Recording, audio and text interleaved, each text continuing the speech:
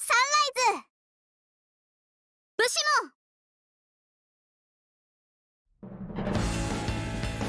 もラブライブスクールアイドルフェスティバルオールスターズ。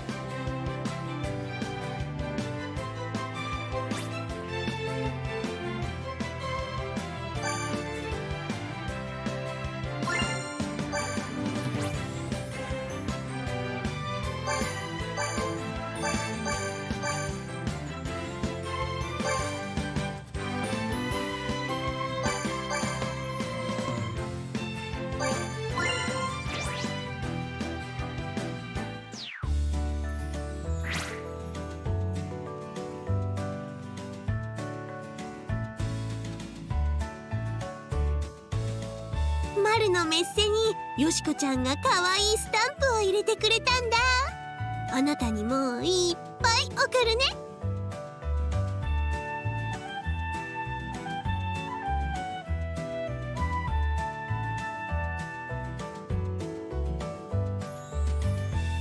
あんこは粒派？星派？丸はね、どっちも好き。でもあなたとあんこならあなたが好き。Ah, Maru loves me. Thank you. I'll have to check a little bit on the gift box. I already found it on laundry. Now, apparently, I was planning to get bond level 100 laundry by the end of the game. Apparently, my placement for Aibu top ranking is under attack because I'm only 21 points away from getting dethroned as the top 11 player of all time. Stevens, rank 139, is about to get 2.9, is about to get like 21,000 points away. No, I just want to keep my rank 11, please. I'd be like shot at keeping the top 11. Actually, I just want to.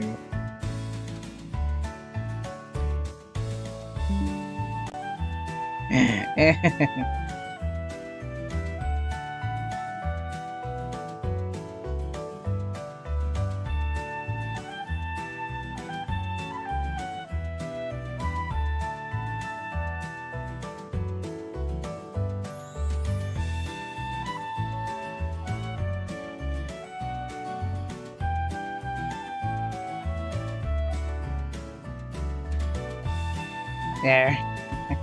As the 4 cards of PS4 will also have a tier list. Basically, I think I'm just gonna do like a summary of the 4 cards that I will. The summary of the last 4 festival cards. Therefore, the 4. I already set up a tier list already for the festival 4 tier list. So it's just going to be like 1, 2, 3, 4. Who's gonna be first place? I mean, it's still by release standards, but even though the game is closing anyway, so I thought I'm gonna wait for Aibo and Hanamaru to appear later end of month. But considering I'm about to go to work like next week or so, I will have to put the tier 4 festival tier list at around June. I think after story chapter 53. So that way, who did the best on the Fest 4 tier list? And to be honest, Festival 3 is going to be a bit is going to be the largest because Festival 1 and Festival 2 have already covered.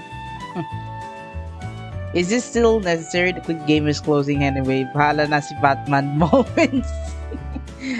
I'm always. I mean, I've already made it this far anyway, so why not I give my thoughts on the tier list anyway? This is just for my experience. It's still going to be by release standards, so I'm gonna have to compare how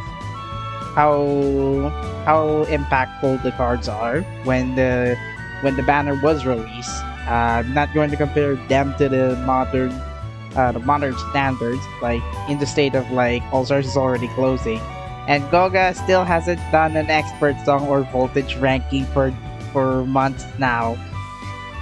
I mean, voltage ranking when? There's already Nigeria Fashions coming up, as well as DLP still type on stage, and I think next one is going to be another DLP, but one last time via the encore stage, and there's going to be an Aqua voltage ranking song by June. So I mean, it's gonna be busy, even though the last story event will begin tomorrow until May 30. Now, I won't be getting Festival for Aimo and Hanamaru on Banner Day 1. I'm just gonna do it on Wednesday, a day after the banner launches, so that way, let's experience one last festival full together. Although I do not have time to make up for the stream thumbnail, considering by that time I'm already working on site, so it's probably going to be the least effort thumbnail that I'll be doing. So let's start the tier list. While Jerome is trying to get Yuji.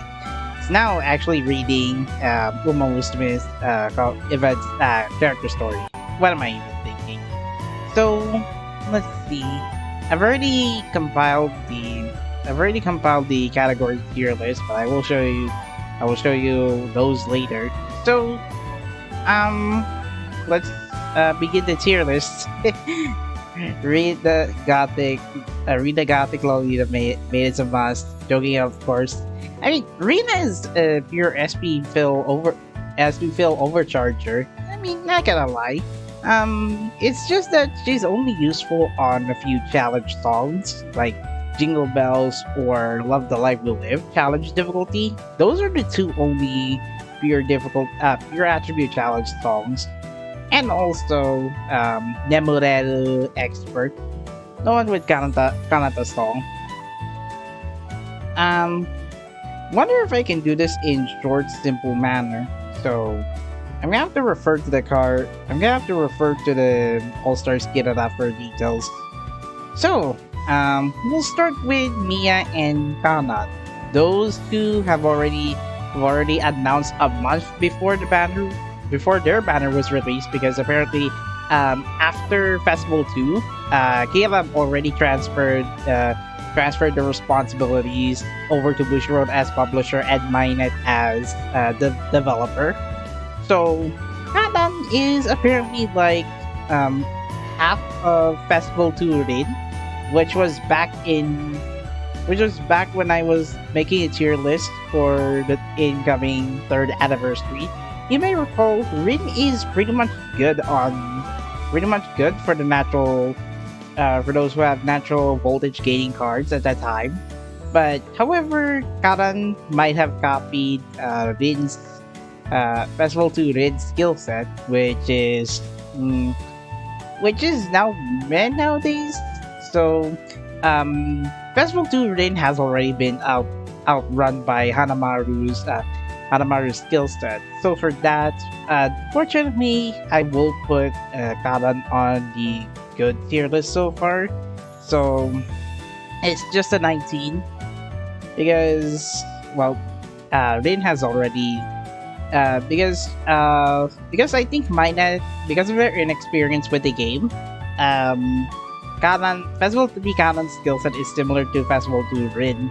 And while the stat inflation did help a little bit much to alleviate Festival 2 Rin's experience, I still have to put Karan on the good side, because I don't think Karan has any innovations other than be like very good for natural supporter, natural appeal supporter, and a same strategy base appeal guarantee buff support. Mia Taylor, for her first and only festival card, by the way. I wonder if it's okay. Pretty sure my mic already peaked by it. So now, Festival 3 Mia. Where is she? Mia is an SP voltage gain buffer. She does have appeal up 4 to 5.2. She can also do SP fill, but it only works on appeal chance start guarantee. I'm just gonna focus her on the scoring side, since her SP fill is not much of a help. So, well, Mia is more or less a okay-ish festival card to have. I don't think it's like the best card to have. She will follow up with her party card, however, but at the time, I don't think Mia is like a substantially good card. But if you're focusing her on critical scoring as well as increasing the volt appeal side scoring, and then SP voltage gain buffer, this could work on natural songs like Borara at that time, which was released around a month after Mia and Kanan banners were debuted. There weren't that many natural songs that utilized that skill set at the time, so I don't think Mia was like an impressive card to get. But I do get impressed for Mia to have like a swanky costume. Unfortunately, this is her only festival card because the game's closing anyway. Mia is going right beside Kanan because by release standards, I think it was like a mid-release. it was like a mid-level release, which is the weakest. I'm curious. Let's just say I think Kanan should be like should be right beside Mia. Actually, you know what? Let's see. Because both of them have appeal. Both of them have appeal plus for natural cards. I think it would make sense for Kanan to go at least a bit higher than Mia because Kanan still has Festival 2 Rin skill set. Well, Mia only works if you're going to use her on expert or challenge stalls. That's the limitation for cards that don't have SP full potential. For Mia, she focuses more on appeal over technique, while Kara does the same. But however, she is a voltage type card. It justifies her if you're gonna use her on natural advance or pop stalls. So that's why I would call Rina and Mia's banner, I think, more or less a mid standard for my experience. And let's go next with Festival 3 Ellie and Festival 3 Shizuku. Those cards were released at around a month before the game's 2.5th anniversary, and it took place during the LLL weekend. So the remaining players should have redeemed their first count 10 for these cards. Now, I will say, Ellie was like the most stamina stacker of all time, right before IMU will overtake her. So I would give this by release standard at around 7 because Ellie does have same strategy appeal stamina with same strategy stamina plus, which will work if you have if you do have like high stacking healers. This will work especially like Jingle Bells challenge, but at the time I don't think there is any use for Ellie other than as a all-around healer. But she does have a decisive heal on strategy switch, so in case if you're going to tackle Jingle Bells Katamarai and you're gonna use the SP full during the first appeal chance, Ellie could work, but you're gonna have to use a damage reducer first, or either you use a damage reducer or you have to use Ellie's healing instead, because there's a stamina damage that would take like 150k stamina damage if using an appeal if using SP burst. This Ellie is like the most decisive healer because she does have limited stock for a live show. I'm giving this on Wonderful because she does have the highest stamina. You're not gonna use her anyway for scoring unless if you have Ellie bot boards ready, then I'd be curious. Now, next one is Shizuku. Shizuku is an SP filler, which is 79%. Natural cards appeal buffer by 4 to 5.2. She does have SP voltage gain buffer, which doesn't help by the fact that the previous banner before her was Party Rina, and Rina does have SP voltage buffer as well for her show ability. How the two of them have the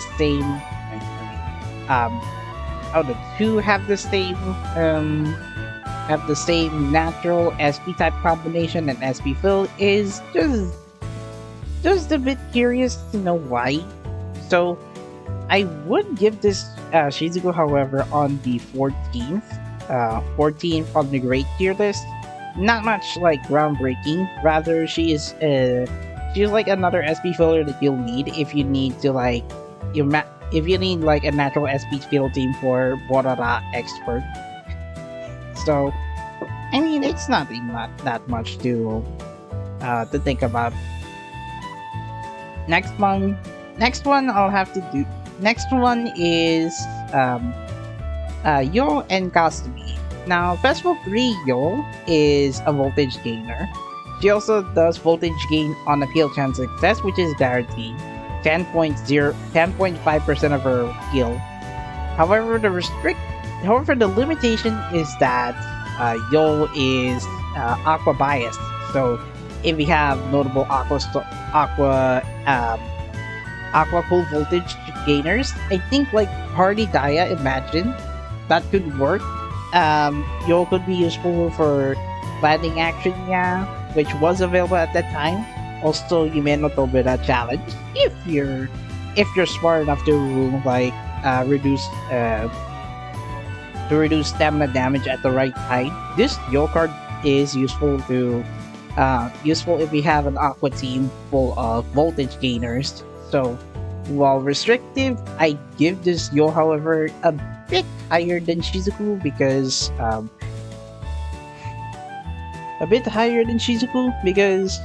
I could have given Yo a higher tier, but Yo does have a restrictive passive for aqua cards. If you don't have like way many aqua cards, then I don't think Yo is a perfect fit.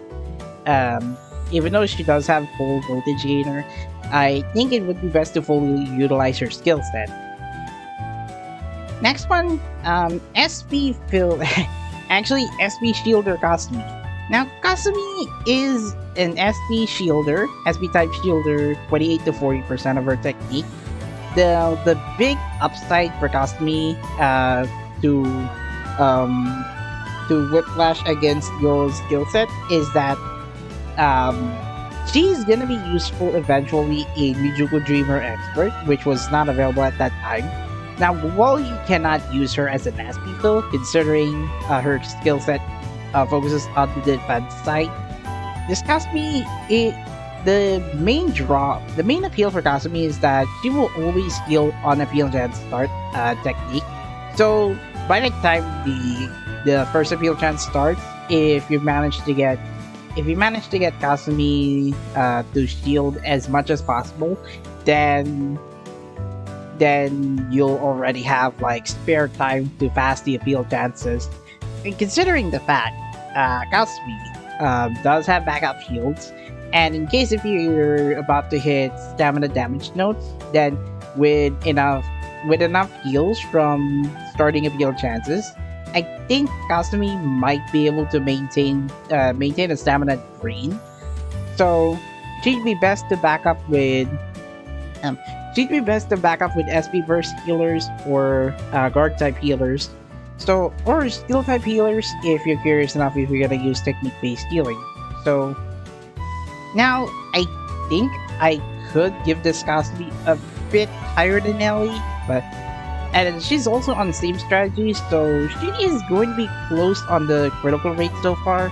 I will rearrange the cards in release standards later, once I'm about to finish the tier list anyway, so you're not missing out that much. It's just going to be my experience. You're just going to be hearing about my experience on those cards and what I think of which one's better or not. Next one is Nico and I. Now, Festival 3 Nico, she's like Festival 2 Rina, but Nico focuses her passive on natural cards. That is restrictive, especially if you already have like Festival 2 Rina and you're planning to get this Nico card. If you do have SP fillers like Delightful Waltz Emma, Nostalgic Scene Shizuku, Kitty Rina, this Nico will be useful. And what else? Festival 2 Daya, Festival 2 Ruby. That with these enough cards, this Nico will be helpful to buff up all cards by increasing appeal by 12% for 5 seconds. So quite OP. However, restrictive because her passive only works on natural. So somewhat better for Nico to get this 12. I mean, she's on the upside that the fact that you already have a natural SP filler that also has like slightly stronger buffs. And I think she will later be followed up by Party Cannon, but it'll take like for another tier list. Festival 3 I. Curiously, I is an SP filler as well, but her passive is same strategy. She is also an SP overcharger. There isn't that much to use other than she can be useful in Yume no Tobira challenge in case if you want to hit the SP voltage fast, or rather at least increase the multiplication of the current SP voltage that you have for up to 30%. This eye was useful for that song at the time, and also landing action when it was released. Now I could say I is better on release, but there were a few cards that could be useful to her, but the main appeal is that I does have a singular same strategy appeal plus, which if you have Party Shioriko at that time and Spotlight Ruby, if you put both of them on Ice strategy, then altogether they'll be able to reach up to 100k to 130k at a time.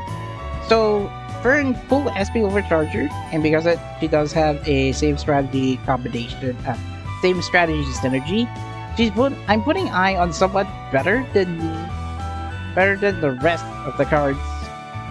Next one is Kotori and Lanju. Now, Kotori was close to beating Festival 2 Aimu because of the fact that she does have she does have a show ability that works like increasing effective appeal by 5% for 3 notes. Now, 3 notes should be enough because this only works on same strategy cards. She does have voltage games similar to Aimu. She also has dual passive similar to Aimu, same strategy. The only notable difference is that Kotori is more or less an appeal supporter, while Aimu is a fast-paced voltage gainer.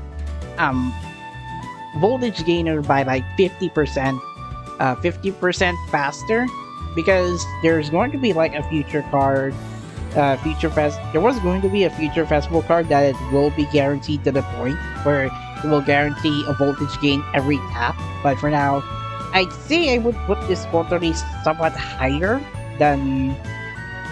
just between Nico and I. By voltage gaining standards, this Kotori is pretty much a no-brainer. If you have Festival 2 Aimu maxed out, you could use her in Aozora Jambei card, just disregarding the song specialty where it will have a base appeal for cards that are not Aqua. Now, Lanju is essentially an active SP filler, but not in the way that I expected. 7 to 9%, 4 to 5.2 appeal, and 1.4 to 2.6 for active cards. She does have SP voltage gain buffer, which is a downer, which is kind of a letdown, considering that is her only time to like get a second chance. Her first chance was she debuted as a party card, pure voltage gainer, but unfortunately that didn't do well according to her plan. So having her as an SP filler, but at a change of like giving her SP voltage gain buffer, this won't work after the 10th SP burst.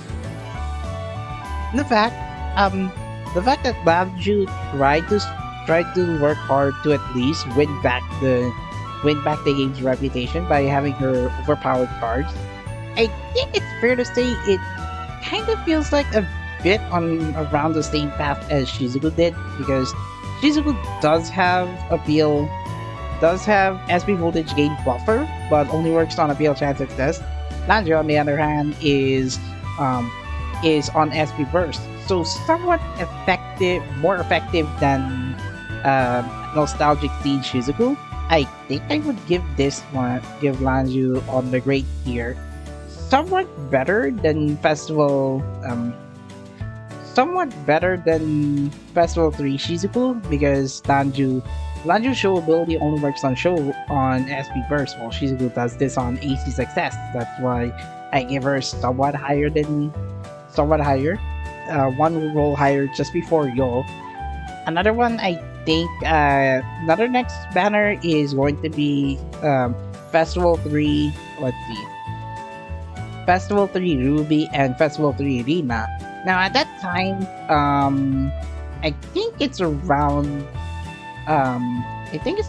by the end of May, if I recall, by the end of June. So,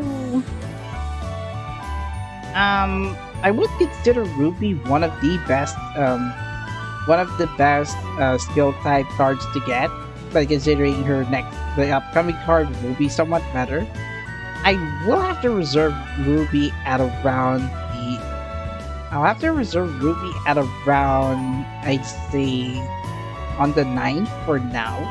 I'm thinking of moving the cards slower than usual, but Ruby is a crit power buffer for 5 nodes. Granted, this only works on her strategy, so this kind of works like Festival 2 Maki, but Ruby still does work on her strategy. Another one is Rina. So Rina is a voltage gainer. This one. Now, have her in my 30 to 42. She does have dual passive, and on the field trend start, increase base appeal by 2%. There is a catch though, and if we don't have way too many Niji cards, then I don't think I recommend this Rina card. However, she does pull off somewhat better, especially you'll need her in Neo Sky Neo Map Challenge. Neo Sky Neo Map Challenge, all cards get a debuff unless the cards that you're using are from Niji Yosaki. So, she's on the same level as Yo. If I recall, Yo does have voltage gain as well. Rina does this the same. However, Rina, check. However, Rina does have a base appeal, which is a bit high, which give her one place higher than Yo. Yo does this like voltage gain on appeal chat success, while Rina's show ability is better because it is guaranteed to work. Unless if you're working with Niji cards, that would work. Baka abutin naman 4 hours, tapos masta ng isang area. I'm just gonna teleport back anyway, if I cannot finish it. Oh boy, yeah, bye. So, Emma and Nozomi, the 3rd years, the Busty Queens. The Busty Queens, Nozomi, and Emma. Not much to say about Emma, but defense-wise, it's not good. Scoring-wise, pretty much decent. Just think of her like an SR healer and an SR voltage gainer in a UR package. What's worse is that her stamina plus works on all cards. That could have been like, it would be better had her be like her passive works on pure cards. So she does have effective appeal buff for 5 nodes, but it applies to pure cards. I think that's similar to Lanju, and that only works for 10 switches. There it goes. This is somewhat below the Nia's expectations, however. So I'm putting her on the good tier. Unfortunately, I don't think Emma is the recommended hybrid appeal support healer card, just because Mina tried to do something unique for her to use. Now, about Anabism Messenger Nozomi. Nozomi does have increased effective appeal, but works on special nodes for 5 nodes. Her skill set is same strategy, however, somewhat better than Festival 3 Karan, because this works if you're gonna use her on Expert and Challenge, because she does have increased voltage gain buffer for 3 nodes. 2.5%, which is somewhat higher. I'd say somewhat higher than having base appeal up by 2.5% for same strategy cards. I'm not sure where to put this Nozomi, however. I guess I could put her on somewhat on Wonderful level, just somewhat higher on Wonderful, because when you think about it, if you're going to use natural voltage gainers, this notary card could likely score higher on these songs. Although, albeit you're likely going to get capped at 100k if you have enough resources to form a natural voltage gain team. So far I'm gonna have to rearrange the tier list for after the next one, after this tier finishes. Now, Umi-chan and Kari. Remember what I say that Ruby is going to have a successor, but for a different attribute? Well, I think Karen is somewhat better than Ruby because she does have the same skill set as Festival 3 Maki, Festival 2 Maki. Maki does have voltage gain unlock and crit rate buffer. Same goes for Karen. However, she does fix a passive that Maki didn't in the last festival banner. It was more technique over appeal. So therefore, if you're going to use her on pure expert songs or pure songs that needed more crit hits, Karen is going to be that girl that you'll need for somewhat better scoring. Now I will have to rearrange this. I'm gonna have to rearrange the cards because I think I'm gonna have to reserve 2 more. Now, not this. So, by looking at it, I think Karen could be a score higher than Ruby, because by race standard, you should be able to have more than a few pure songs that needed it, especially like Nijiro Fashion's challenge. Even though she's gonna do this off attribute, the fact that she does have crit cap unlocked for those cards, it's going to be easy. Now Umi, I gotta have to say, Umi is way unique and the only card that had a super buff on her passive, which is 7.3 to 9.3 for guard cards. The idea is that Ubi was supposed to work for Loveless World Challenge difficulty at that time, but for this to work, you're gonna need like a lot of stamina damage healers, and you're gonna need like a very overpowered healer. So the fact that she was a shielder and not a healer, but at the very least, she does have voltage gain when taking damage.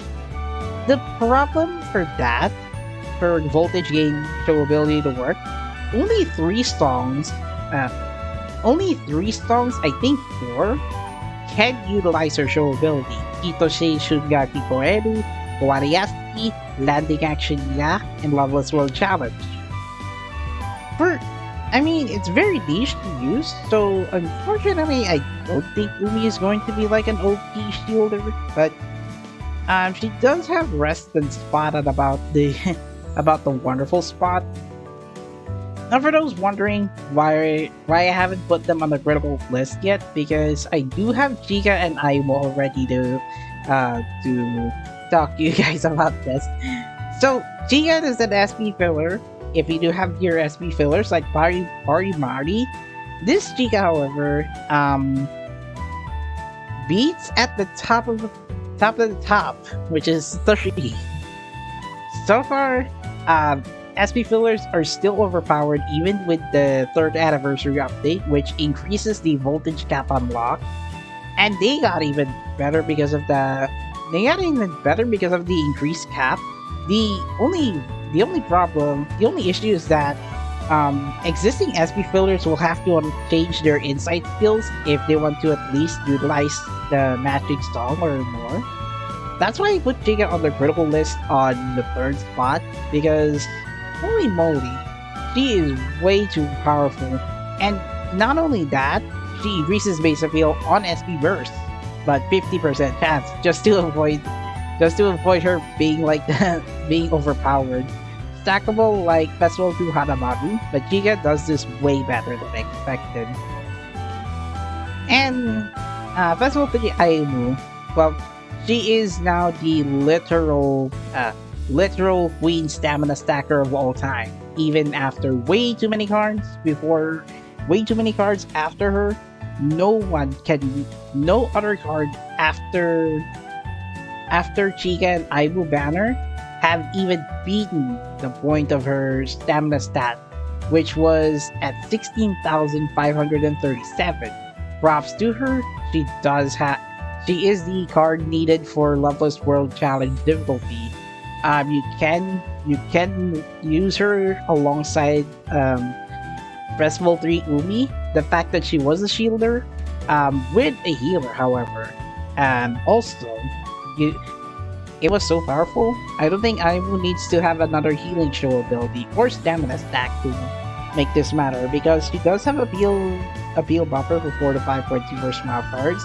Even better is that she also does this on live show start by increasing base appeal by 2% for smile cards. So if you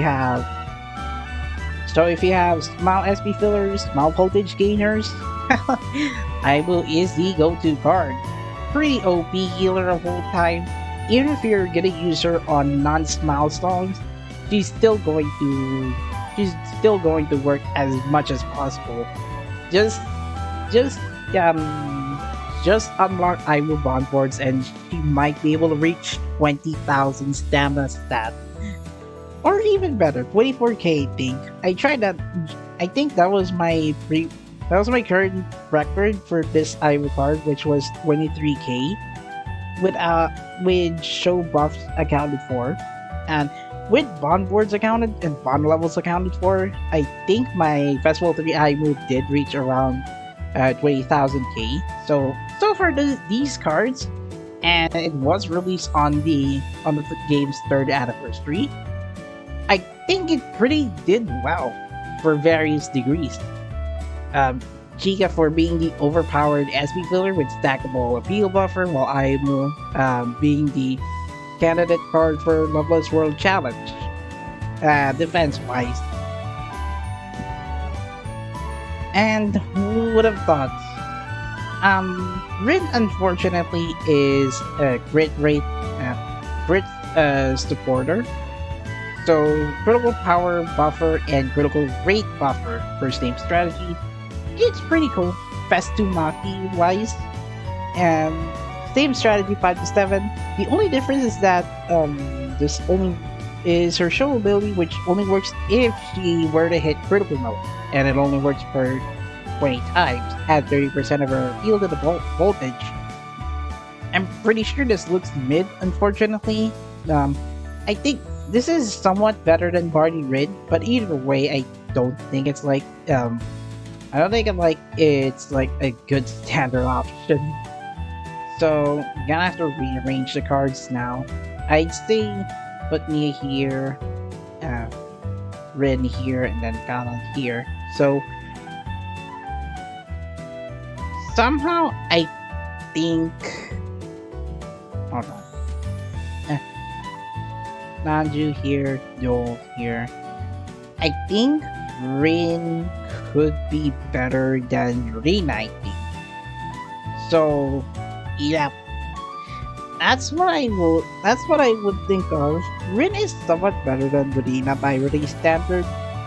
Granted, there are now way too many songs, too many active viewers that Rin could utilize, and much more. Coin in our Aquarium Challenge also. Festival 3 Hanamaru. If you don't have Festival 2 Setsuna, which I think if I recall, I put Setsuna on the 6th place on my tier list. However, because Hanamaru is an SP filler, and the fact that she can also fill SP without waiting for flip a coin 50-50. Guess what? This Hanamaru is actually OP for this generation. I mean, no questions asked. It's just that Hanamaru is somewhat better than Setsuna. She does have the advantage of getting a head start, especially for my tonight. Next one is Shioriko, and I think Shioriko is somewhat. Shioriko is like the card to actually dethrone Festival to Aimu. I mean, there's probably a reason why. There's already a reason why. It's because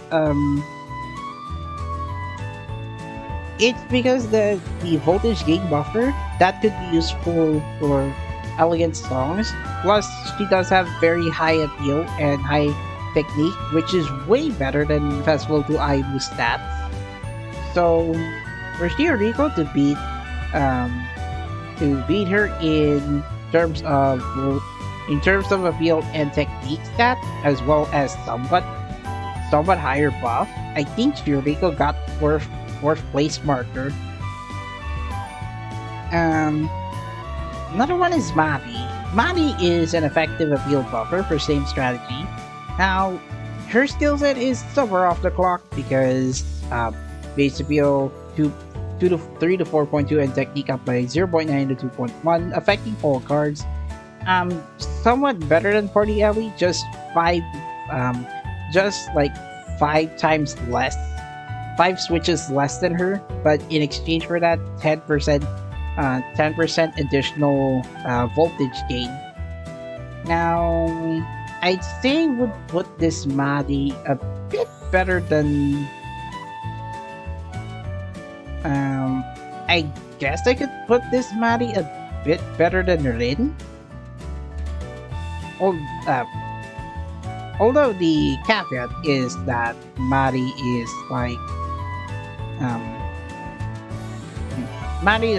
it only works for all cards, which kind of weird to say. Any plan about party cards breakdown within a total of 29, except I already have the party cards tier list ready. Although I will have to evaluate each card and then think of what they did by release standard.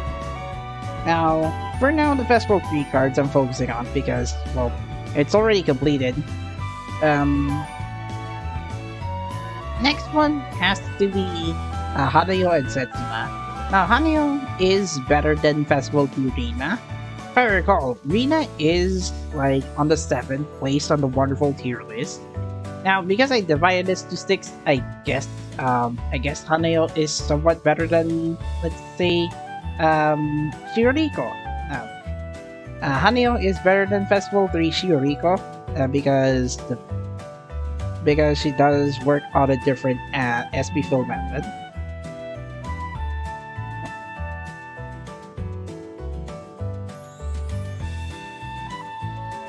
I'm gonna have to rearrange the cards now because, well, I've already like decided.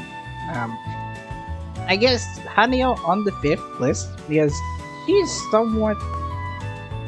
she did very well. She is like she's like a good replacement for Festival 2 Rina because if anyone has recalled, Rina only buffs cards by appeal stat for all. Hanayo, however, buffs appeal and technique stat for all cards.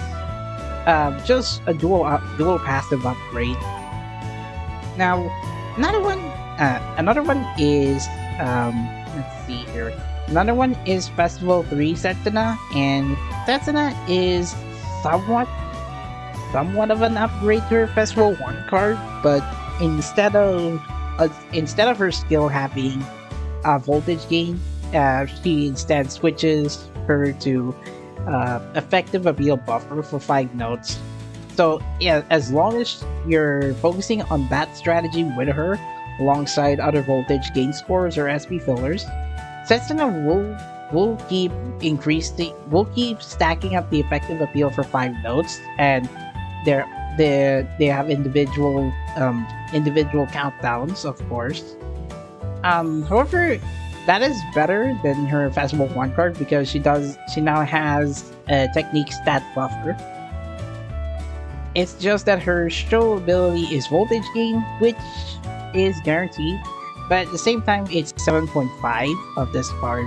So 7.5. I guess it is a compromise, but who knew? It is a compromise to expect, but it's not like a surprising. It's not like a surprising change, considering that at that time after the banner was finished, Chase Expert already released. So I'd say I would put this Setsuna on the great tier list, especially that I maybe somewhat better though. Maybe placed her at around I think this one better. So let's say I push back 2 cards back. So there. Setsuna is on the same strategy, at least on the Wonderful side. Just a little caveat where you'll have to increase her appeal stat if you want to get her voltage gain skill at least 80% of the time with Festival 1 Setsuna's voltage gain skill. So yeah, that's pretty much how I interpret with this one. Festival 3 Honoka is similar to Emma, but however, she is better than Emma because Honoka, the fact that her skill set focuses on same strategy cards, I think this sums up pretty well. Although you have to use her either as an appeal supporter, or a sideline healer. So either work her alongside healers or voltage gainers. This Honoka will work. And also the show ability, it's 20% chance to increase voltage gain by 10% for 3 notes. So in addition, if you're going to use her on active expert or challenge songs. Now Kanata. Kanata is a backline card for pretty much for any cool songs. The fact that we didn't have initial Kotori skill set for a long time, I'd say like almost 3.5th anniversary, Kanata managed to break the streak by having her voltage gain buffer as skill. Then base appeal up by 4 to 5.2, and on SP burst, increase effective avail by 12% for 5 notes. Now, the restriction is that it does have a 50-50 chance to activate, and it only works on full cards. So if you may not use you may use Rina or Hanayo, but Festival 2 Rina or Hanayo, but Kanata does better, especially that Kanata is somewhat pretty good in terms of maintaining team balance for sure.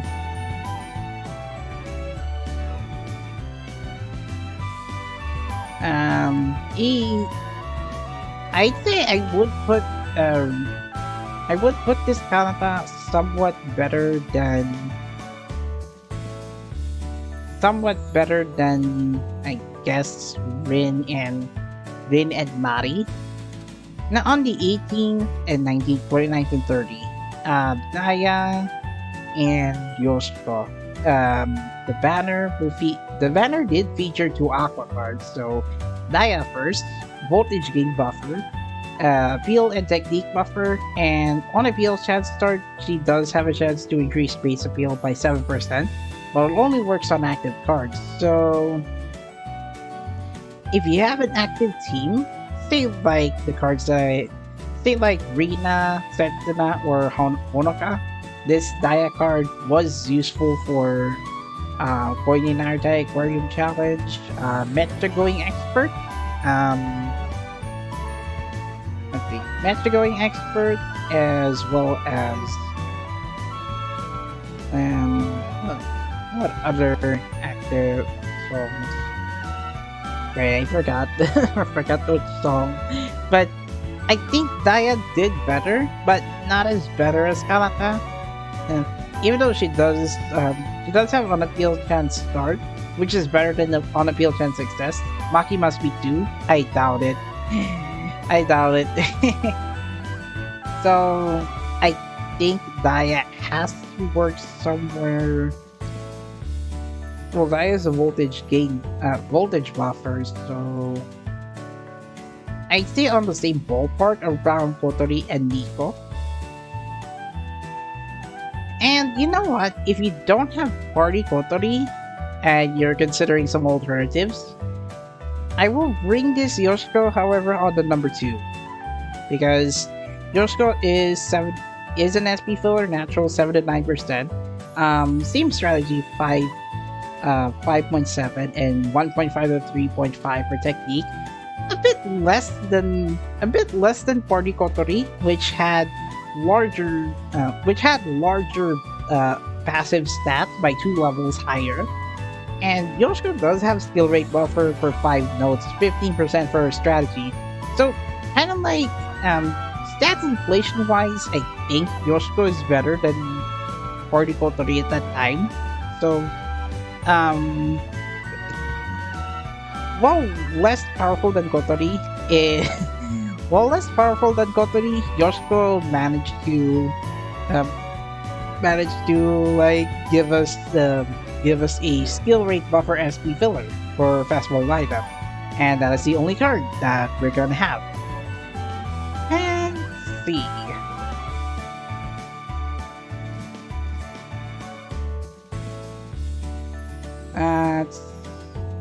And let's see your favorite Maki.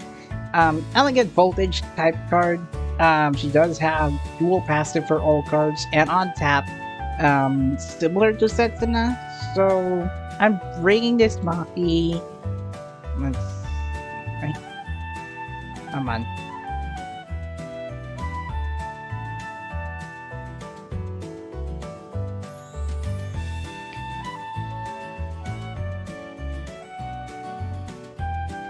I'm bringing this Maki at around 11th spot because the downside is that her passive works on all cards, not same strategy. The thing is, Maki is not necessarily the weakest, it's just that her stats inflation wise, I think Maki is now like the OP card to get when it was first released. And it's no secret, I think I'm gonna put Rika on SP filler because she does have an SP healer. Somewhat better, but I don't think it's like... I think it's like an OP heal, to say the least. Not like... And then Party.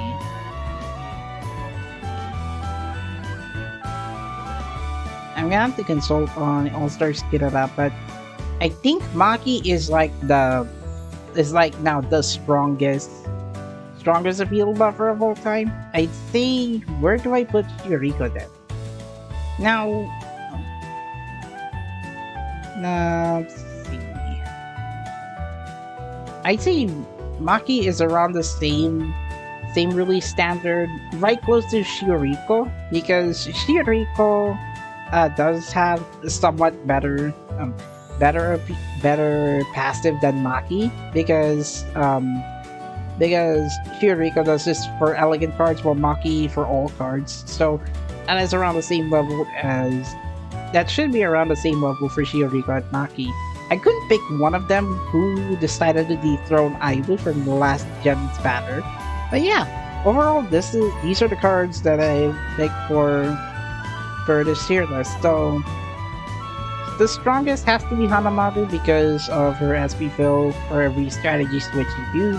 Yoshiko being Party Kotori, but for festival cards, Giga stackable, Aibu, stamina stacker. Well, vice versa. This is the tier list that I made so far, and I gotta say, what a long journey. Di ko maabutan ng Zelda mamaya. 10 tulog mo. Well, just watch the VOD.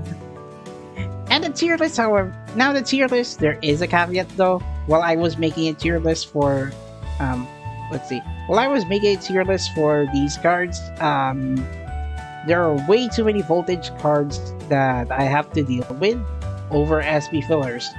SP fillers got like 9 cards on SP fillers got like 9 cards, and the least festival cards this time are critical cards. So I wouldn't say Mia would be good for critical potential because she focuses more on appeal over technique. But I still have to put her on last because she doesn't have SP fill skill, which is kind of a bummer. So yeah, this is the tier list by category. I see it's a close match between Maki and Shioriko. Kotori, on the other hand, pretty much the same strategy, all-round winner. Another strict, Yo is the on the least, however, because she does have like aqua bias showability. Another one, last but not least, Karen on the first one because she like best 2 Maki for pure cards. Better than Ruby, even though Ruby does have critical cap on lock. For defense side, Aimu still has the highest stamina stack ever. No one beats her, like for real. I'm hoping Aimu will finally get her SP filler card at Festival 4, even though the game will close by about 30 days from now. Hanamaru is still like an OP SP filler, and Yoshiko's like, oh, pretty good. So, yeah.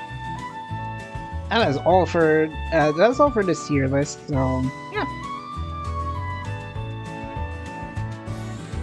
Yep, I just finished the tier list, Rat Girl. I'm about to play Zelda Tears of the Kingdom. In fact, I've already hooked up my capture card to start the game. So this is a tier list that I made, and Hanamaru is the strongest. I regret it, but I didn't regret it because game is closing. So the worst card for this gen has to be around the bottom 3, Mia, Honoka, and Emma.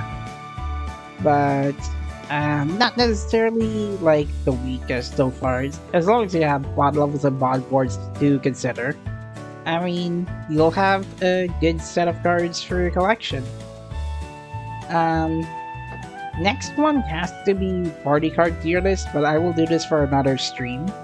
And Festival 4, I'm thinking I'm just gonna do this like a very long explanation for these cards, which one goes first, which one got the 4th. So yeah, that's all for the All Stars tier list, and I'll have to start out Zelda Tears of the Kingdom shortly. I expected I should go for about 2 hours. I expected I wanted to go 30 minutes or so, but I've already gone way farther than I expected, so I think around 1 hour of Zelda. See ya, love like All Stars. Yeah, bye Disney.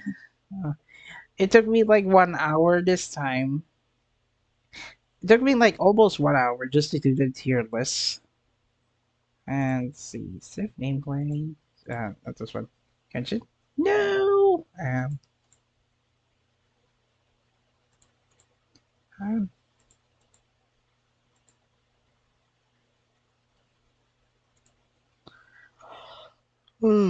That's it. There.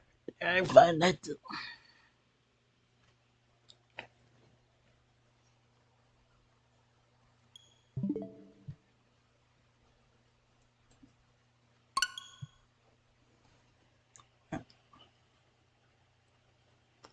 It's waiting. Okay.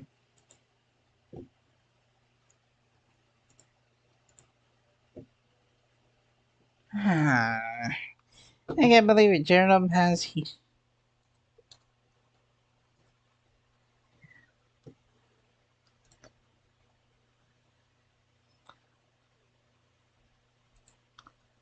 Alright, let me know if Zelda started. Because I think I'm about to. Yep. At least it's Ruby. I mean, on the tier list, I think I put Festival 3 Ruby on the great one because not the best scoring wise, but not the worst. It's just from my experience anyway. Me, you get a Ruby or the other day because RG. Which one? Oh, tell me which one. Alright. Where is? You don't know? Come on. I show you their portraits. Alright, start the game.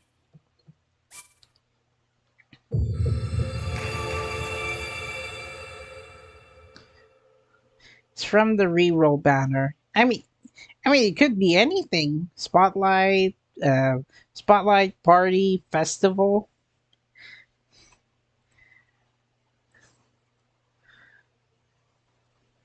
So I announced early that I got 76 shrines out of 152. It's like now the halfway mark for clearing all shrines in this game. Hearty trophy.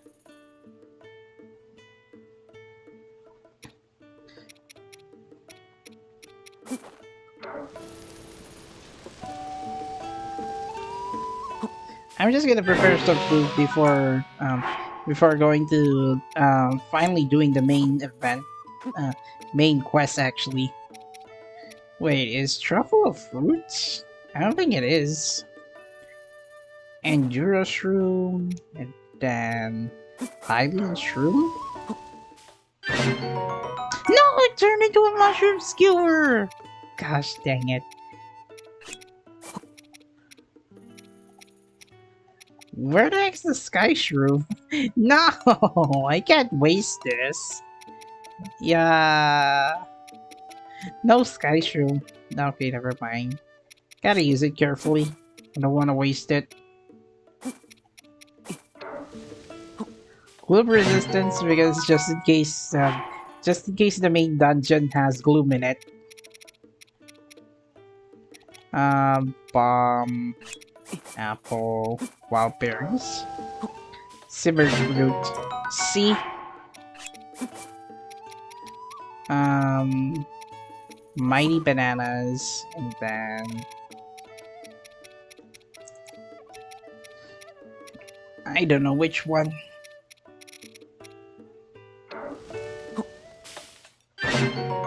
Mighty 4 hearts.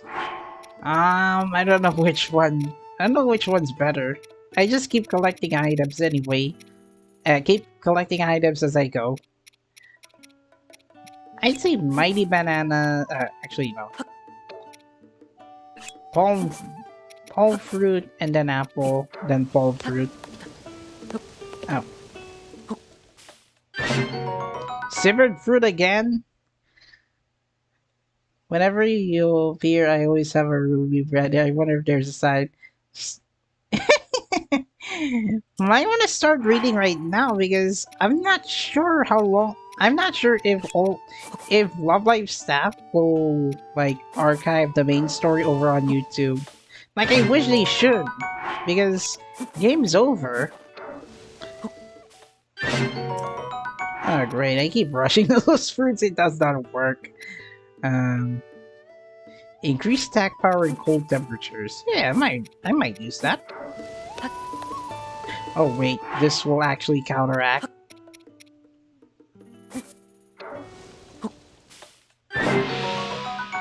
Really? Okay. Yabai desu ne. Give it at least a better fruit. I keep using apple. Maybe I have to use palm fruit and then ice fruit. Okay, this is better. Now, no, Link, we're not doing that. I guess stemala shrooms. Stemala shrooms and then Hyrule herb.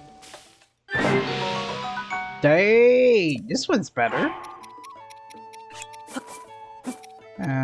Fortified apple? Suds room, just in case I want to restore some bloom, okay? 6? And then... Oh.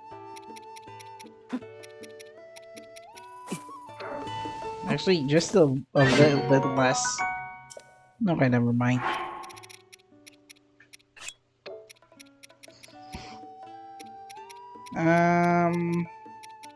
I need something to prepare for the first main quest.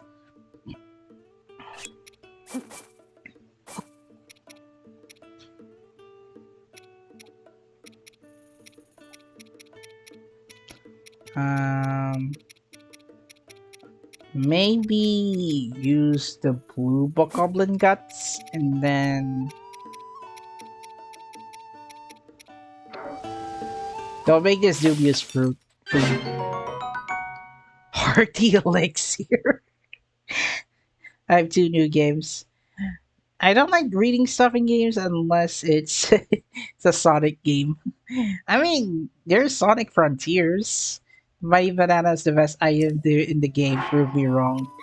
I ran out of Mighty. Actually, I do have Mighty Bananas, but I want to I want to find like a combination where I get like more hearts recovered and at the same time get more buff attack.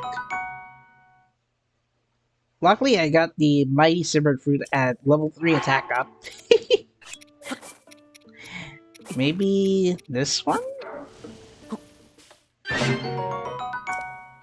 I'm gonna have to repeat that.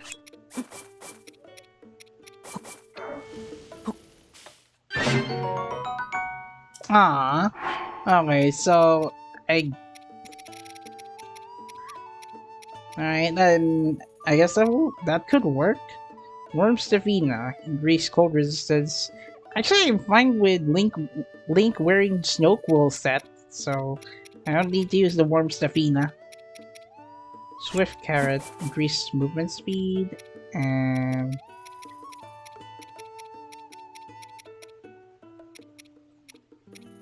actually that's fine.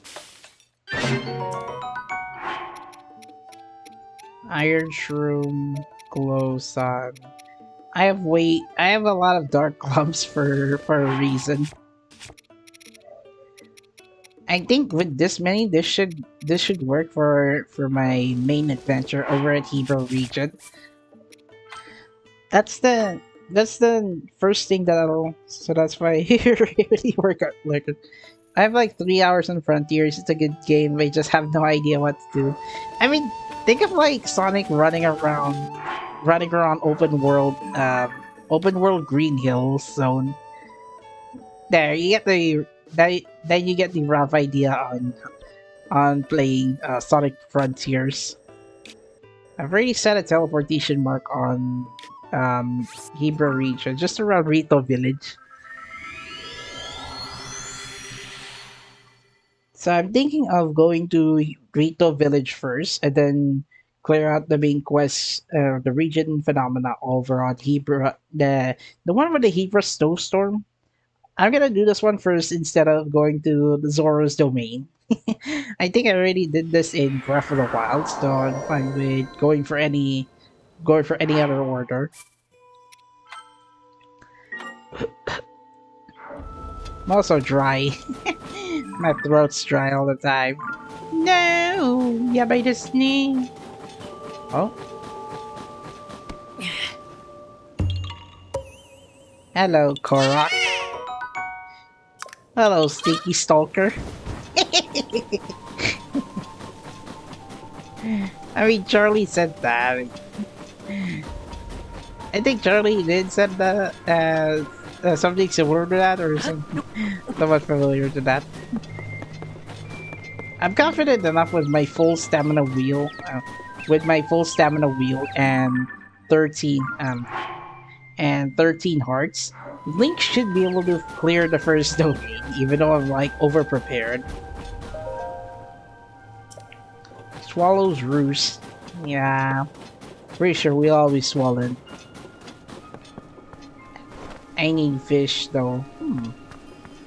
Oil jar. I'm gonna need some arrows. Goat butter, cane sugar. Actually, that's fine. I'm actually looking for someone who is representing the Rito village. Oh, hi. That's the snow quill set that I bought. I think I got enough rupees just to complete the set.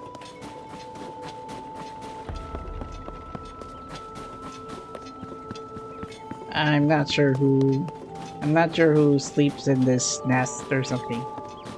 I could have just used the cooking pot on Rito Village, and then I'll be able to like make progress on the main story.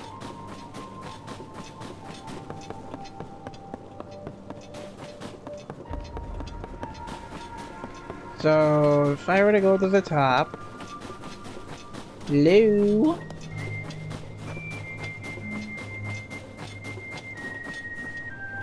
It'll freeze them solid. Eh? 無理じゃないよ。おいらもう戦士なんだ。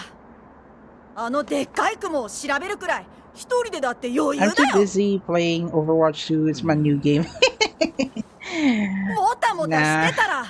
I'm not playing Overwatch 2 because remember not too long ago they have like some もしかして。 they had some announcement that the player versus enemy mode was apparently cancelled, やっ scrapped. ぱり。リンク。 Hello, Tulin Young Rito Warrior. Ah, interesting.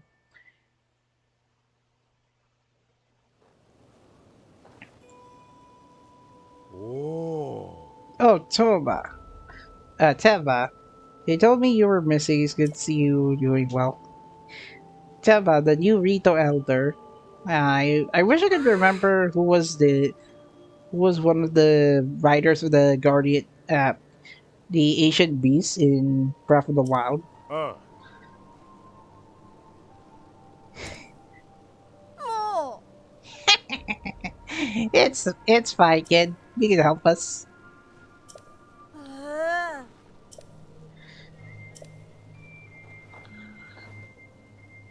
Alright, you can keep y'all can keep wasting your time treating this song of the Starwing out like it's real. But not you. Mataku. What's causing a blizzard? Yeah, I think we've heard of that song. The village was saved thanks to a great flying ship. Huh? Or so claims the song has been passed through generations. Oh.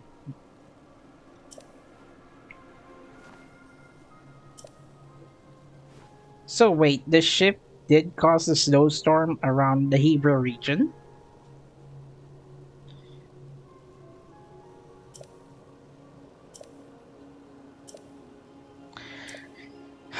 Thanks the song out of cowardice. Well, in Overwatch, nah.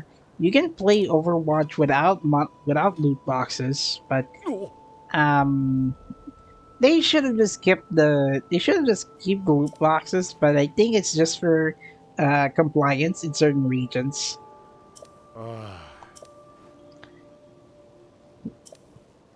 Yeah.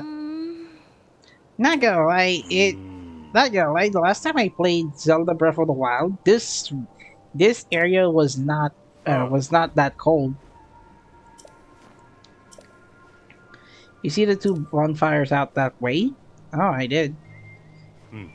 He's in a lodge near there. Try visiting him. Tulin of Rito Village. So let's begin the main quest. So Tulin is the son of the Rito elder Teba. When Link first entered his village, Tulin was still a child growing up in his father's shadow, and his eyes would light up when he watched Link and Teba practice at the flight range. Then the Rito warrior who once helped Link save Rito village, he took up the mantle of village elder from Canelli to become the new leader of his people. That's some great father-son relationship there. Of course, I don't have enough flight power. Even though I have like I check. Even though I have this one, the glide shirt, this does not work if you're gliding. You have to like skydive to increase its mobility speed.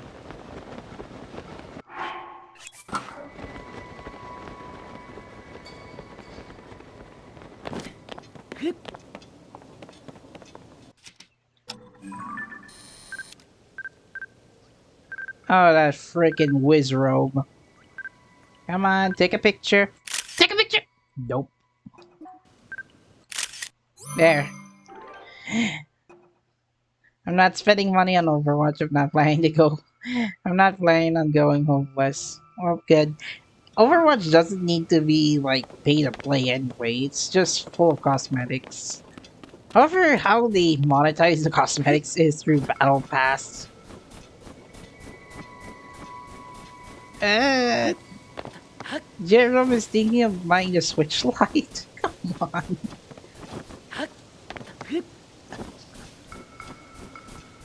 Alright, where could his lodge be? Oh, this one. Sir, I've arrived. I've arrived at my return. Look at this, I got way too many fuse weapons.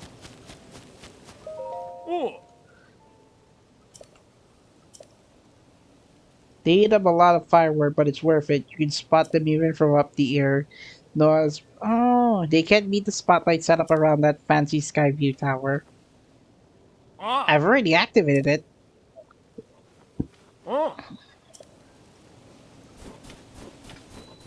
Hebra Trailhead Launch.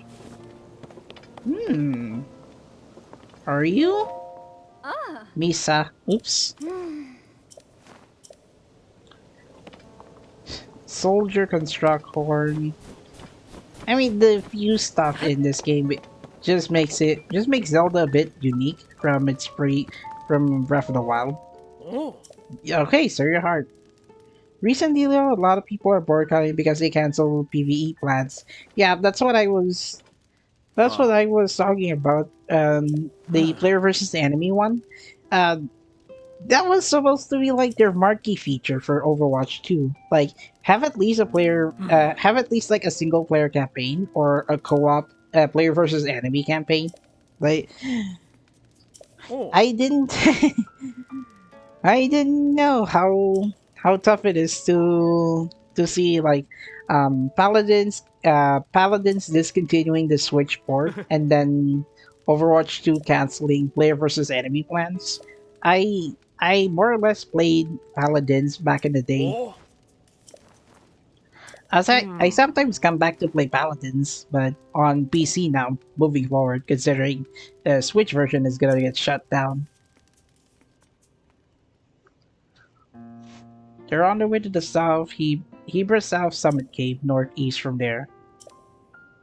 Bonfire making a spot.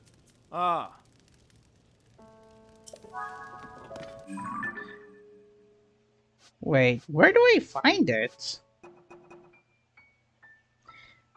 Hebra South Summit Cave with Yasin and Nyasa. Its entrance is marked with another bonfire.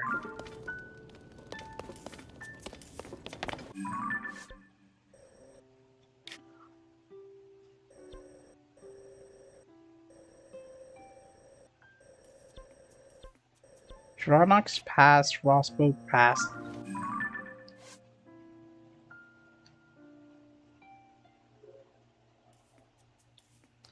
Hebra South Summit Cave. Found it! It's just right around.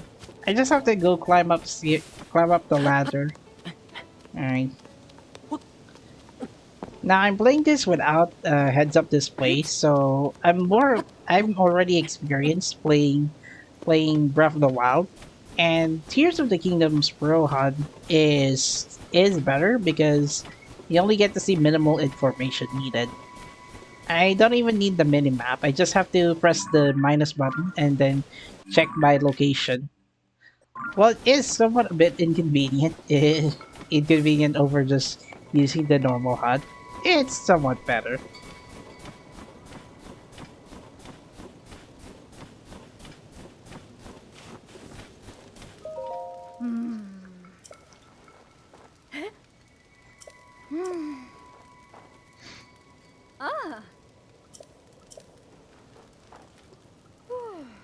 They gave a bonfire stoke in the cave and it was marked to their location.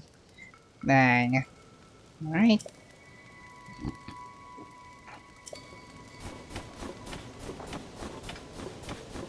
Thanks for the advice.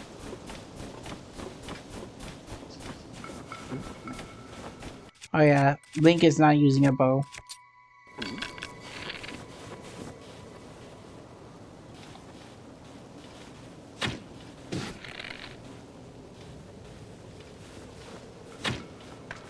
Huh?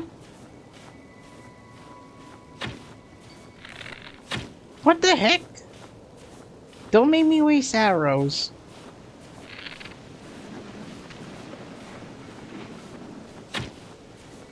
Think of it like frozen wilds from Horizon. There.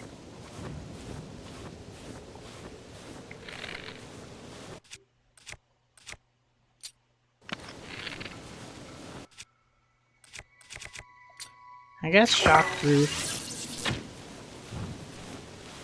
What? I forgot it does not have splash damage or short range fire.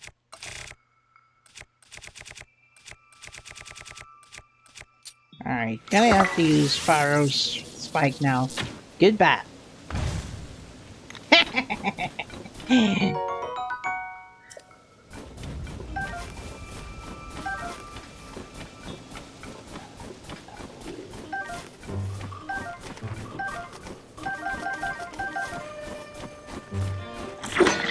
I thought they disappeared. Oh, Black Goblin! I bet. That was not surprising for me. Come here. What's up? Oh, yeah. Oh, come on. What the heck?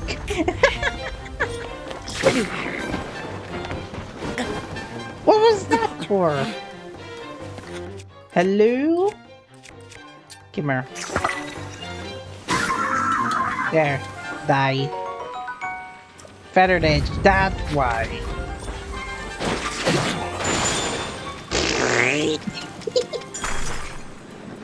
I thought Link such is supposed to like have like I just needed more choo-choo jellies. Never mind. I'm out. I don't want to waste my time.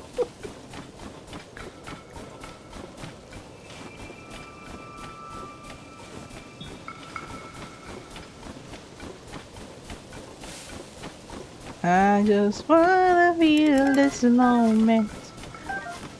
You drop a lot of ice roots there, bud.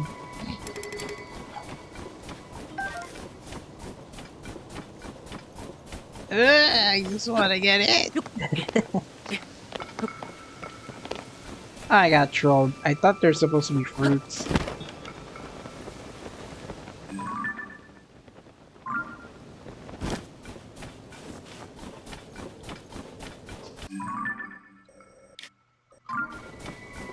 Hebra South Cave.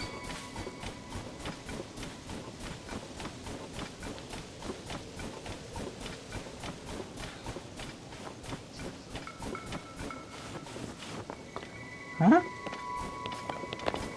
Is it this way? Ah, heck. Not here. Well, that's the beauty of immersion mode. You have to see it for yourself.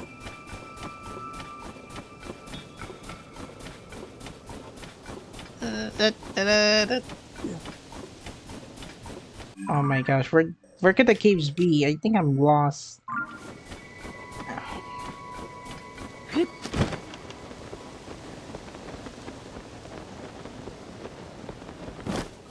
Oh, I see bonfire.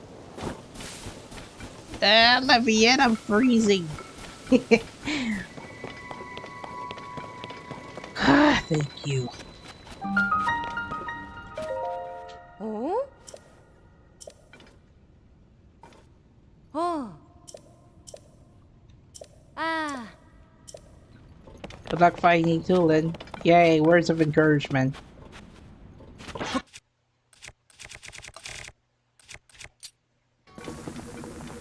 Yep. Yeah, burn all these thorns. I'm already exhausted. No touchy.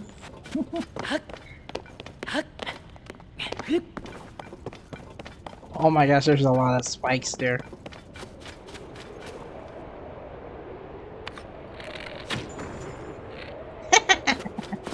Ice that can be broken with one arrow. No touchy. Get it. Never mind. Chillfin trout. Bam! Thanks for the fishies. Alright. I'm gonna need to fine tool it. Ow! No. I wanted like no touch against the spikes, but I guess I was wrong. Ah, no.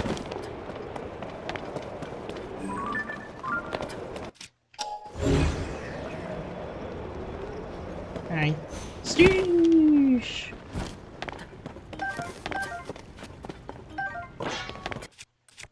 Gonna have to bring in this Moblin Horn hammer. Remind me that you can also fuse monster parts to increase its fuse power.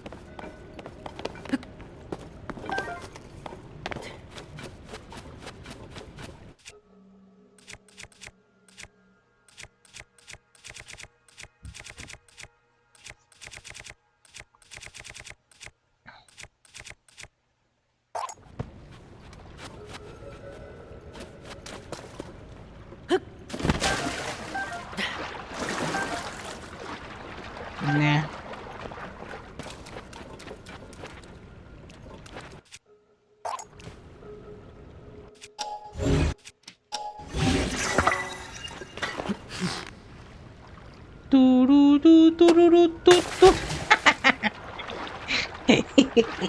I thought Link is going to like go all the way up.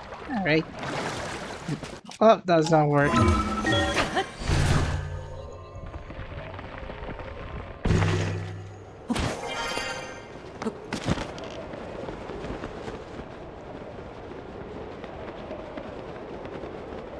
Go.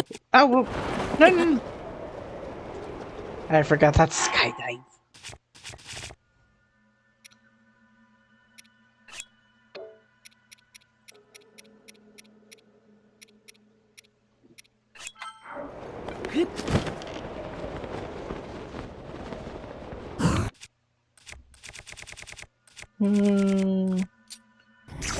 Oh wait, I can't use this one. I needed that to upgrade.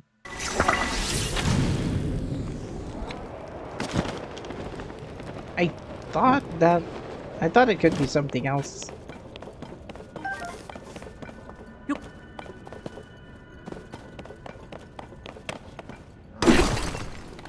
Alright, give me more luminous stone. Oh, hello.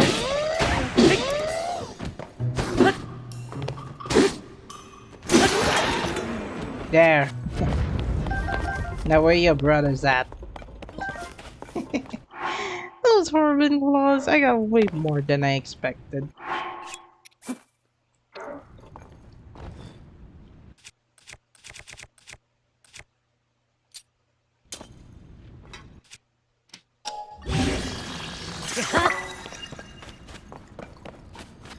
Yeah, I regret fusing with a horrible claw.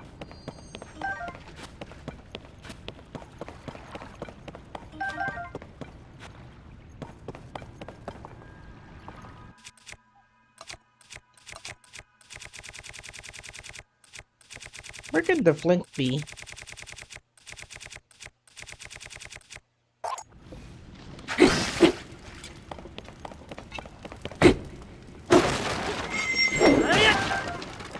Oh, I know what to do.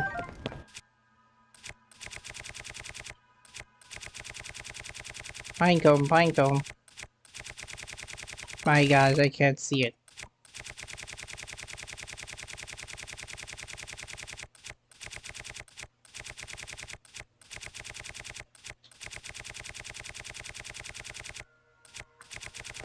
Pine cone. There it is.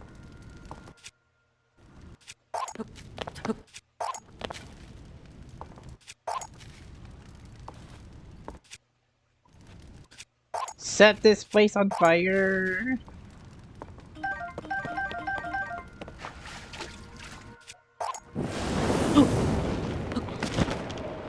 Yeah, baby. Woo!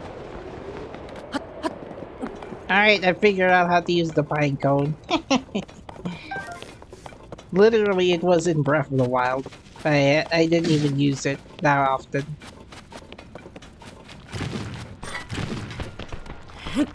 Here, rumble lad. There, I gotta rumble and tumble. Now you gave me amber. I thought you were gonna give me some gemstones.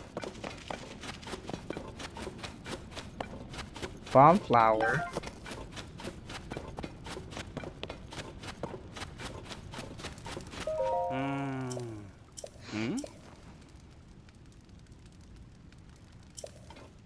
Well, I'm here to find the Rito warrior Tulin.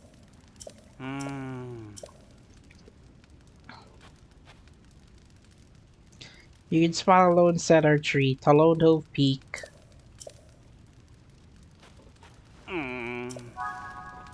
Thank you.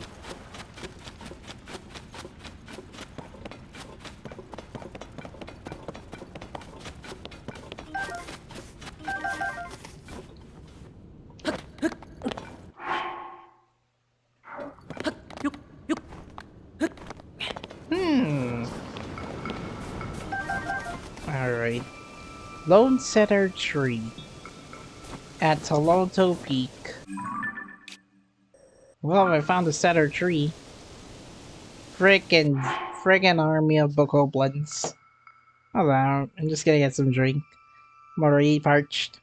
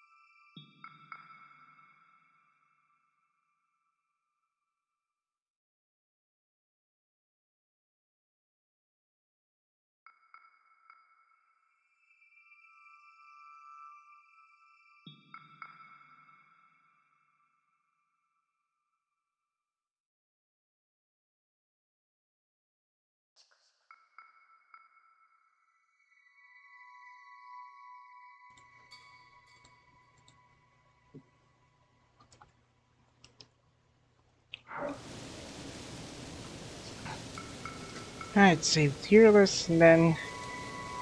Whoopee!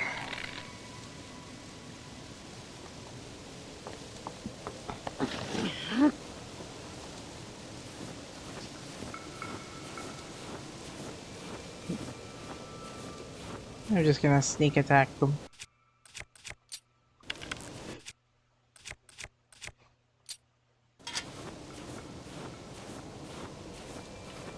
Rest well, my brethren! Dang it! Here.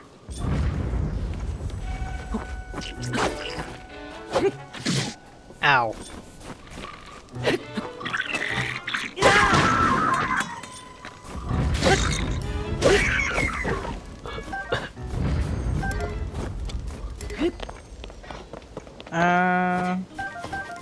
Thanks for the bokoblin horn and guts.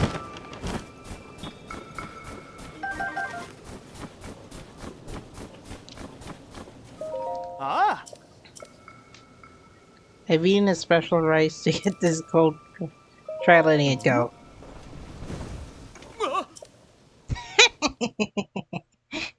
Try letting it go. When will this guy let it go? It's not frozen.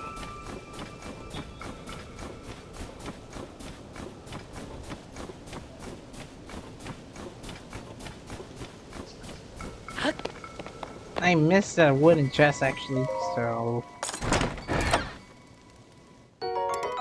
A swallow bow. Favorite among Rito warriors, the bowstring is specifically engineered for air. Oh! I might use that for the boss fight.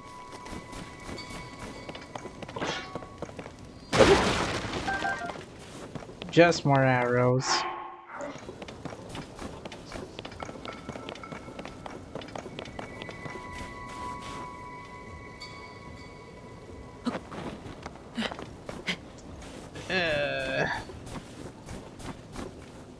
I can't believe this is the Bokoblin army.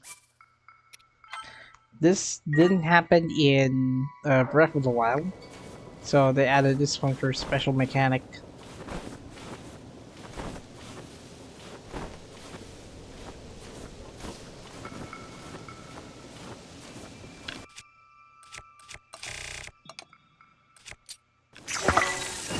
Big mistake.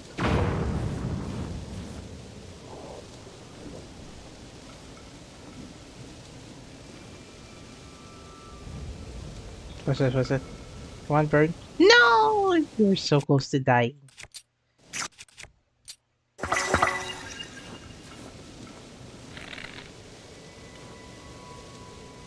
on, be on sight. You lost all of your bokoblins.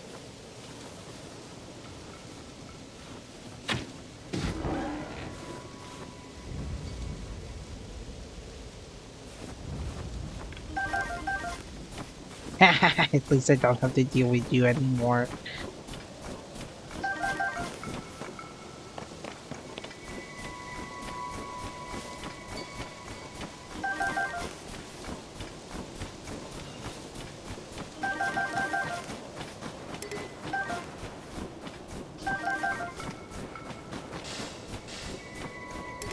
Well, rip.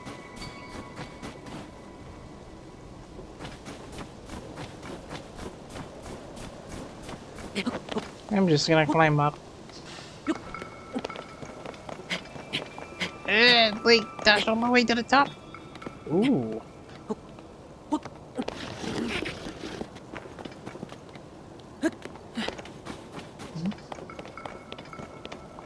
This looks like a bokoblin trapped in ice.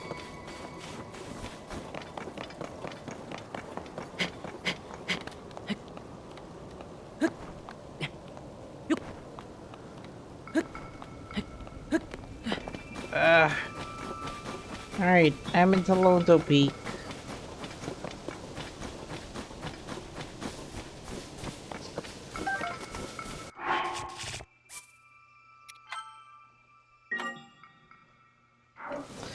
Alright, I made it. Tulin, we've been looking for ya.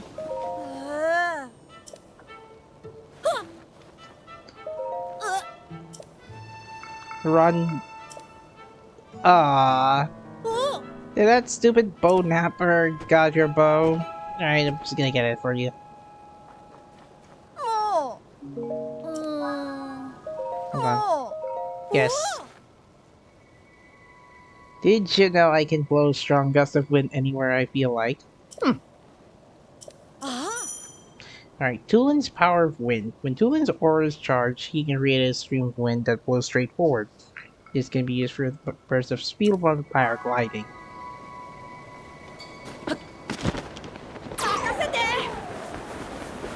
Whee! Yeah, let's go! Okay, wait too late, Ah!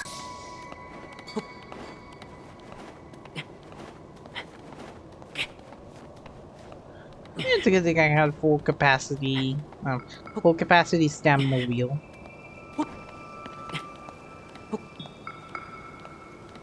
I will get your bow back for sure. No.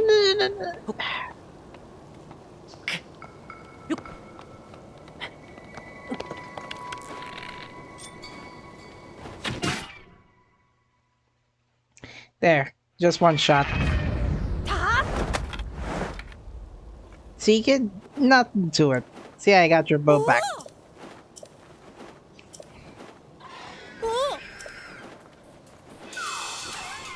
Oh no.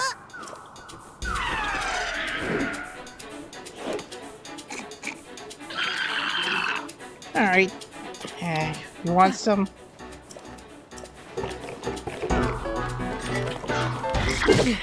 Aye. Nice job. Check out the blue goblins first. There's more? I was joking.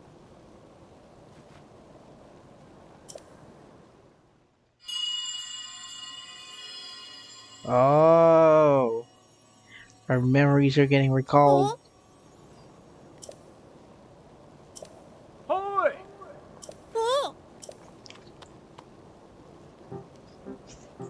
Oh, it's your mom and dad. They were worried sick about you. Oh. Oh, it's hard.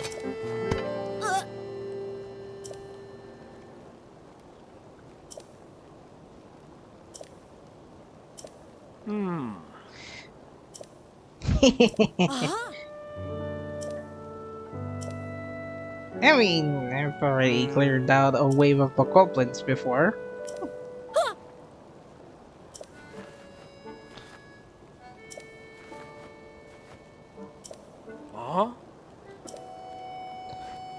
That doesn't look like the Zelda I know.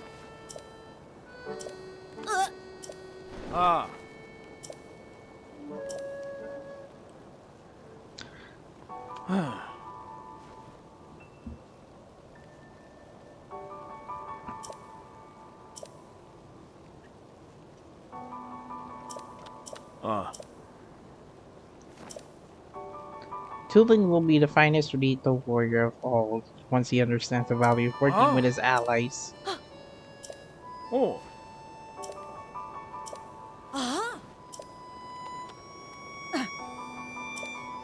Oh.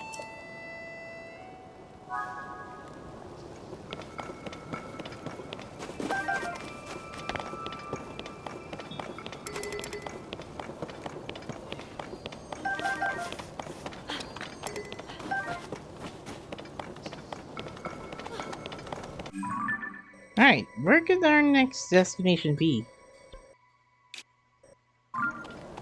So, according to the adventure log, I have to go up in the sky. Really? Where he claims he saw where Zelda is. Guess I'll have to go to the peak of the mountain. Actually, I do have a waypoint leading to it. Oh yeah, going through the sides is impossible.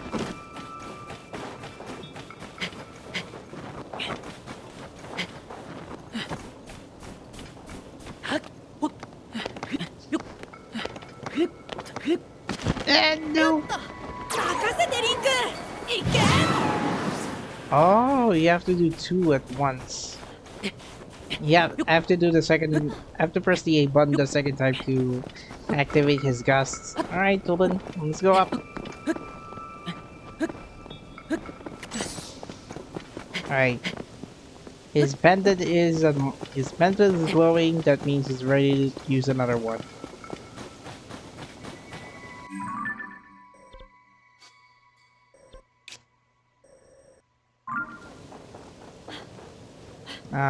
I guess I'll have to avoid the fight first. Actually, do I have to?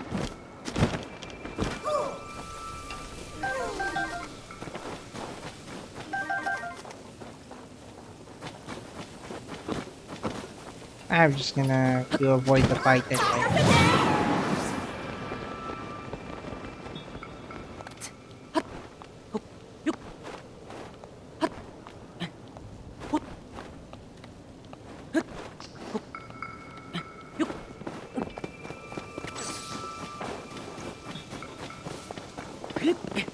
Well, it's gonna be me climbing up until the peak of the Hebra mountain.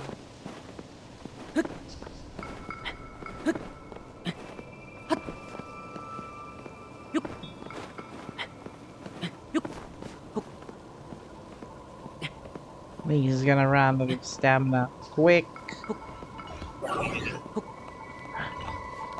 You're kidding me.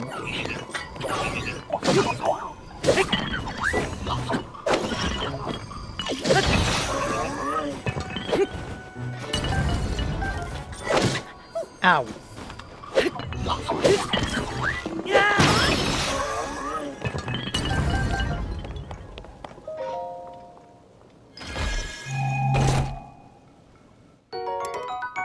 So light spear. But it's a durability up though. I'm not sure. Maybe I'm just gonna replace this one.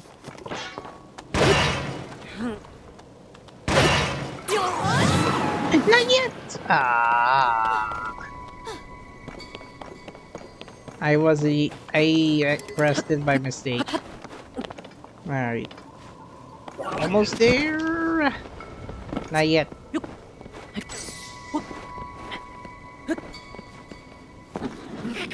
Oh, whoa, it's slippery. That's why.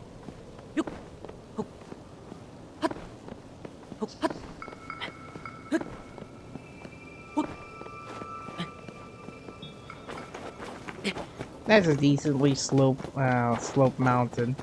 I didn't remember seeing this in Breath of the Wild.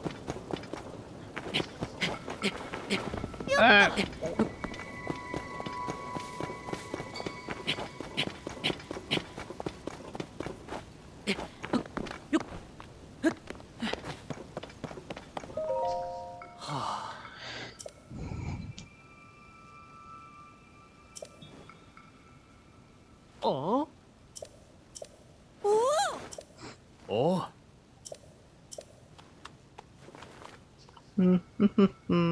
Ah. You may be the only Rito capable of rising above that cloud.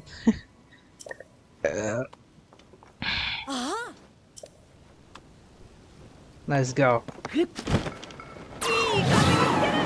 Whee! Do these float? No, it does not.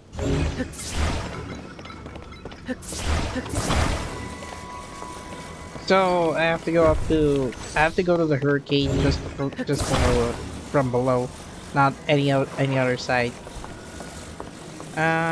Stick this one here. Don't fall. Good.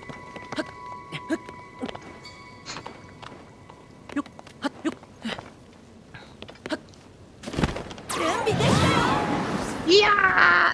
Okay, there. Man, he's pretty useful. I just have to climb up here.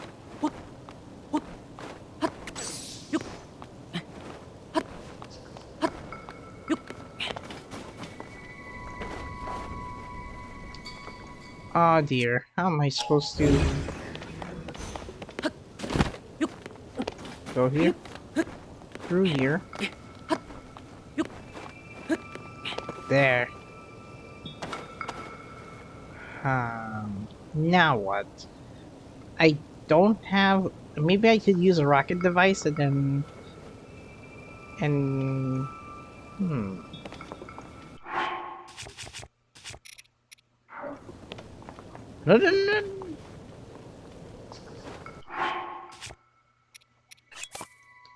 Alright, good thing I kept one just for the occasion. Alright, alright, get ready.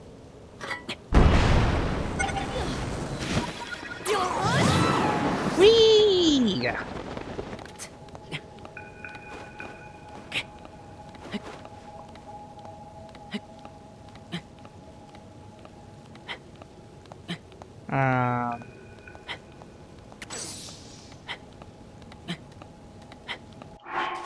Let me check his ability.